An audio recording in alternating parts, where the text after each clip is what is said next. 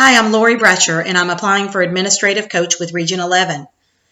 After observing a leadership team meeting analyzing walkthrough data, I would want to sit down with the principal supervisor and just try to understand what has already been implemented within the district, what are the district's goals, and what are the principal supervisor's expectations for principals. I would want to ask the question, what do you think the problem of practice is? Why do you think students aren't achieving? I'd want to do this collaboratively so that together we could make a plan for each of the principals at the campus. I would ask about the survey data where teachers are feeling valued, they're feeling supported by the principals or by the administration, and ask whether principals are having crucial conversations with teachers about instruction and improving instruction, and whether or not principals are holding teachers accountable for student achievement. Then I would also want to understand whether or not professional learning communities have been implemented in each campus and what those look like, and to understand each principal and how they respond to that. So do they see the professional learning community as a valuable process to improve achievement? Does everything they do stem from what happens in that PLC? So that when they do go out and conduct walks, do they know what they're focused on? Do they understand what they need to look at to monitor instruction and also to help coach teachers?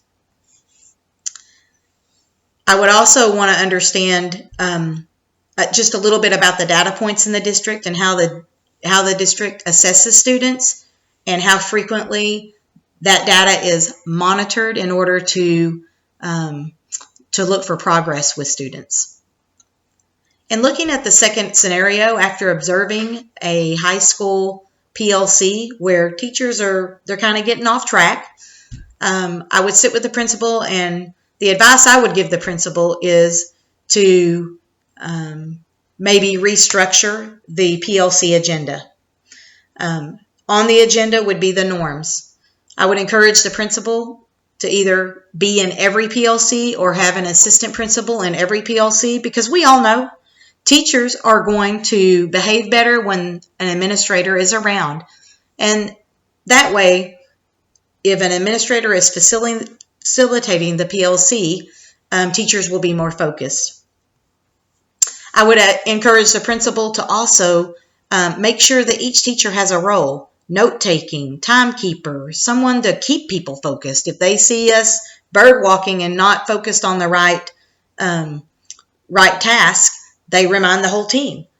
And then also maybe establish a data protocol sheet.